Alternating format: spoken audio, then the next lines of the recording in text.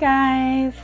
So today I want to talk a little bit about delusions and kind of what they are and what differentiates them from other normal types of beliefs, such as religious beliefs, things that they practice, and things of that nature. To get started, I would like to let you know what delusions are. So delusions are basically thoughts that are not based or held in reality. So one of my delusions is that I believe I am magic and that I have the power to kind of bend energy and make things happen out in the universe based on my thinking and what I'm believing and what type of energy I'm putting out into the world. I believe that that has the power to affect other things.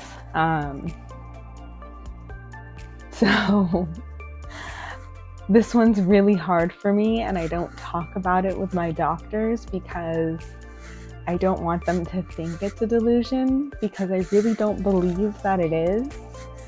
I have actually had things happen that I've manifested, right? Because everyone's manifesting everything now. There's books on it and all kinds of seminars. So that brings me to my next thought of what differentiates a delusion from popular beliefs, such as paganism. They believe in magic and they believe in manifesting, and they use things like runes. Other religions use prayer or tarot cards or rosaries. Whatever your object or belief is that helps you manifest and bring things to fruition in your life, you believe that that's going to work and that's going to help you and that's going to do something in the physical world for you if you put your energy into this item or this action. And this is why I don't talk about it with my doctors, because of my illness, of my condition. They're just going to tell me that it's a delusion, and they're going to most likely increase my medication if I come into an appointment and tell them, oh yeah, I'm magic. I was doing all of this manifesting with candles and runes and tarot and whatever my things are. And I'm going to tell them that I really believe that I have the power to make things happen by behaving in this way. That is not an idea based in reality. You can't really, and I have a hard time saying this because I don't truly believe it in myself. I believe that everybody sort of has the power to put their energy out into the world and create an effect in the physical world based on their thoughts and their energy and their actions. But the popular belief is that we are not magic, and that is not reality. We cannot bend reality by our own energy. We cannot make things happen in the physical world just by thinking about them.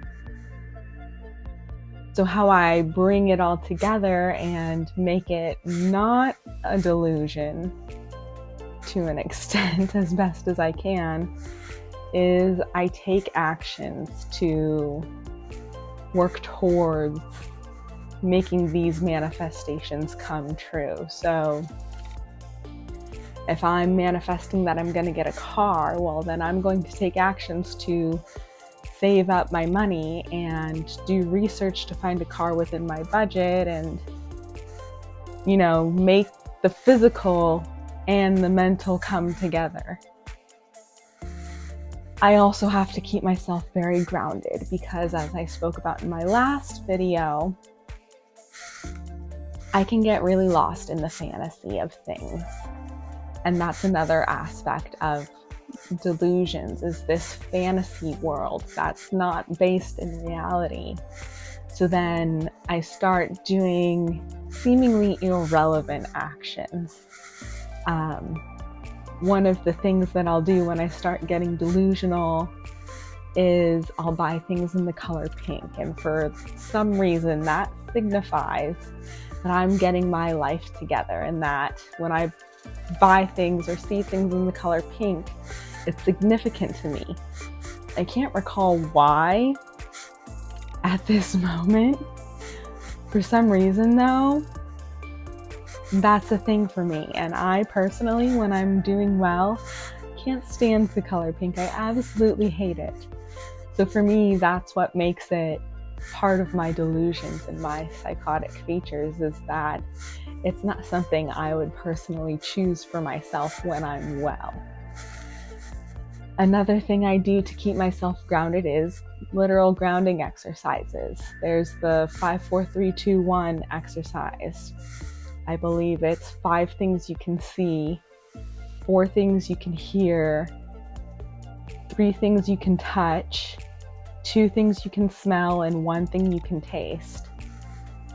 One of my therapists recommended carrying some gum or mints or Tic Tacs or something around with you, so that way when you're out and about and you're in a situation where you need to ground yourself and you don't have that one thing you can taste other than your own saliva, you can pop a Tic Tac or something in your mouth and have something to taste to help ground you in that reality. And I actually had to do this one today because I started getting so anxious and wrapped up in my fantasy that I had to take a moment and stop and look around, and I named some colors and some objects and kind of brought myself through that process, and it actually really helped. I will say that's the first time I've done it in a real life experience where I've caught it in a timely manner to stop myself and be able to walk through that exercise independently and not be doing it as part of a guided group or personal therapy session or anything like that. So that was pretty cool. I do appreciate what that did for me. Following that, I started reminding myself that the things I want to do will be there when I'm done doing what I need to do. So to help slow myself down and prevent myself from running upstairs and going to do all the things that I wanted to do, I took a minute, and today I did the dishes. I walked around the kitchen. I picked up the spoons and the cups and all the little things that were left around. There's a lot of people in my family. So I picked up all the little things around and I just washed them. And I told myself with each dish that I washed that my journal will still be there when I'm done. My camera will still be there when I'm done. My computer will still be there when I'm done. The lighting will still be there when I'm done. And I just kind of went through the list of all the things that I needed and wanted to do for my fantasy and told myself it'll still be there when I'm done. And then I finished, and then I checked what else I could do in my physical space before I go and indulge in my fantasy. It's very important for me that I allow myself to indulge in the fantasy and to take the physical action to do what I want to do in the manifesting or the business or whatever it may be that I'm fantasizing about and obsessing over at that time. Because if I don't allow myself to indulge and engage in that, then it starts to create all of these other emotions for me. So, in order to avoid experiencing those negative emotions where I might feel that I'm not doing what I'm supposed to do, I always feel this calling, I guess you could say. And how is that supposed to be any different than a regular person who might experience a calling to go be a nun or some other vocation that just they feel called to do. So rather than hindering myself and preventing myself from exploring that option and seeing what it could potentially become, I take little moments and I really try to make sure that they are within reason. They're not excessive, that I'm not spending all day long locked in my room just binging essentially on these different projects and not really getting anywhere. Because I do tend to do that. I tend to take on so many different projects and I'll do them for a little bit and I really struggle with the consistency to maintain it and actually take it somewhere. So by slowing down and grounding and checking in with my physical space and making that connection, like I talked about in my other video, it really helps me to take the necessary actions to fulfill my manifestations, to fulfill my calling, to really make something tangible of the things that I want to do, the things that I dream about and fantasize of doing.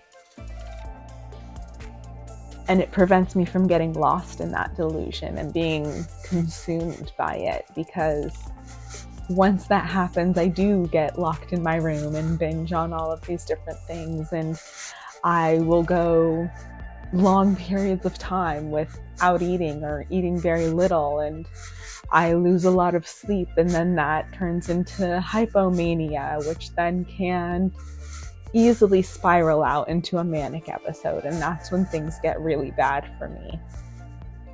So I have to take these measures, these preventative measures, to keep myself attached to the physical world. Otherwise, I